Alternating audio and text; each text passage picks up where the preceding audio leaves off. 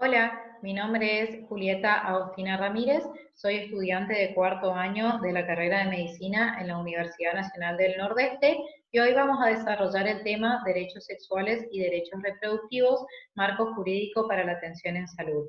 Es el capítulo 2 de la Guía de Anticoncepción del Ministerio de Salud de la Nación y el docente a cargo es el doctor Marcelo Carlos Nicolás Geneiro. Para entender este tema debemos saber qué son los derechos sexuales y los derechos reproductivos. Los derechos reproductivos son aquellos que involucran la posibilidad de decidir en forma autónoma y sin discriminación si tener o no hijos, con quién, cuántos y el espacio entre sus nacimientos. Mientras que los derechos sexuales son aquellos que involucran la capacidad de disfrutar de una vida sexual libremente elegida, satisfactoria, sin violencia ni discriminación. Ambos derechos son considerados como derechos humanos básicos, por lo tanto tienen las características de ser personalísimos, inalienables, integrales e indivisibles. Con respecto a los derechos de las personas en relación con el sistema de salud, la Ley Nacional 26.529 establece que hay que brindarle al paciente asistencia. La asistencia hace referencia a que las personas usuarias del sistema de salud tienen derecho a ser asistidas por los profesionales adecuados sin discriminación por sus ideas, creencias religiosas, políticas, condición socioeconómica, pertenencia étnica, sexo, orientación sexual o cualquier otra condición. Trato digno. Él o la paciente tienen derecho a que los agentes de salud le otorguen un trato digno y respetuoso con respecto a sus convicciones personales y morales. Intimidad. En toda actividad médico-asistencial se debe resguardar la intimidad del paciente. Confidencialidad. Él o la paciente tienen derecho a que toda persona que participe en la elaboración o manipulación de la documentación clínica o bien que tenga acceso al contenido de la misma, guarde la debida reserva. Autonomía. La autonomía de voluntad se refiere a que la persona tiene derecho a aceptar o rechazar determinadas terapias o procedimientos médicos. Información. Él o la paciente tienen derecho a recibir información sanitaria necesaria vinculada a su salud. El derecho a la información sanitaria también incluye el no recibir determinada información si el paciente así lo requiere. Interconsulta médica. La persona usuaria del sistema de salud tiene derecho a recibir la información sanitaria por escrito, a fin de obtener una segunda opinión sobre su diagnóstico, pronóstico o tratamiento. El consentimiento informado. Es la manifestación libre y voluntaria de una persona que solicita y consiente someterse a determinada práctica una vez que recibió información clara, precisa y completa sobre sus derechos, los procedimientos, los riesgos y los efectos para su salud y su vida. Los equipos de salud deben brindar toda la información necesaria al paciente para que así pueda tomar una decisión libre e informada. Los únicos métodos anticonceptivos que necesitan consentimiento informado por escrito son los quirúrgicos, mientras que el resto, al ser reversibles, solamente necesitan un consentimiento en forma oral. Hay que recordar siempre que el consentimiento informado es un derecho indelegable. Las personas con discapacidad tienen derecho a brindar su consentimiento informado en forma autónoma, al menos que la discapacidad sea muy grave y tengan una sentencia judicial en donde se especifique que esa persona no puede tomar decisiones por sí misma. Niñas, niños y adolescentes. Edades para el acceso autónomo. La atención autónoma de niños, niñas y adolescentes se realiza en base a las siguientes pautas. Las niñas y niños hasta los 13 años brindan su consentimiento con la asistencia de sus progenitores, representantes legales, personas que ejerzan formal o informalmente tareas de cuidado, personas allegadas o referentes afectivos. Se debe considerar el interés superior y la autonomía progresiva.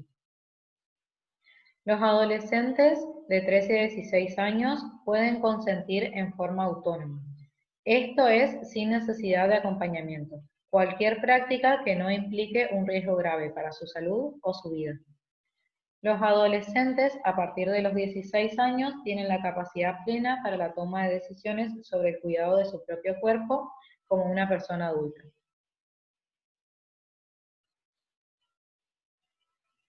El derecho legal a la anticoncepción quirúrgica.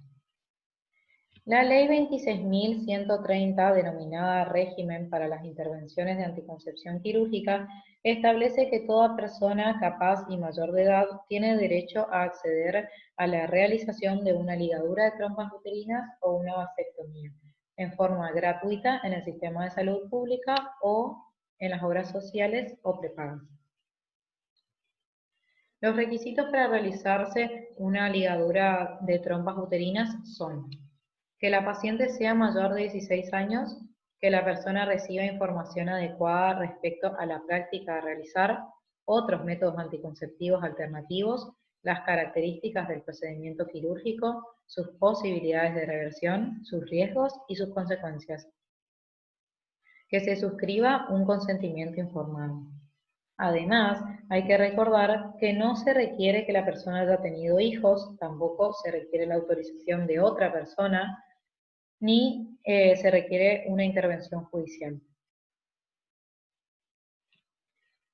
Por otro lado, en nuestro país contamos con la Ley 26.485 de Protección Integral para prevenir, sancionar y erradicar la violencia contra las mujeres en ámbitos en los que se desarrollen sus relaciones interpersonales.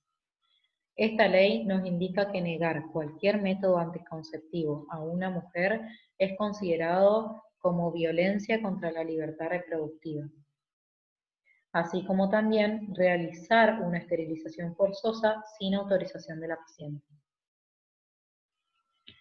El derecho a la objeción de conciencia.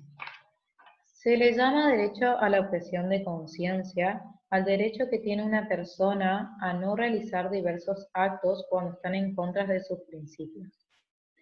En nuestro país está reconocido por la Ley 25.673.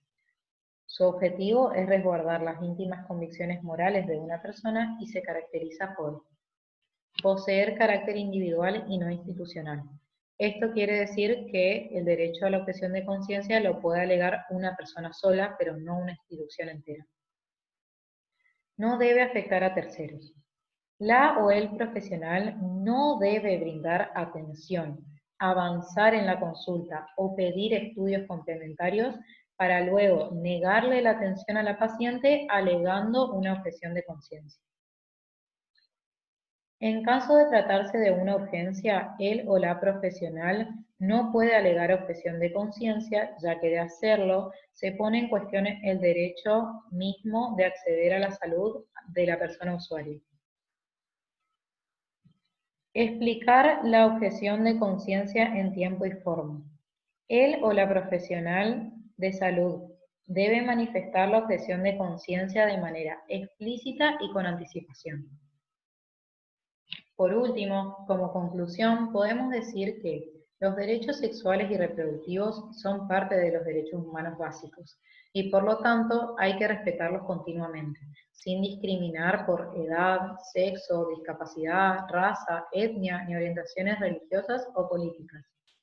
No brindar métodos anticonceptivos a los pacientes sin justificación o proveerlos sin su autorización es una violación a los derechos humanos. Por lo tanto, nuestro rol como futuros médicos es brindar a cada individuo que asista al centro de salud toda la información necesaria para que así pueda decidir en forma autónoma si realizarse o no determinada práctica médica.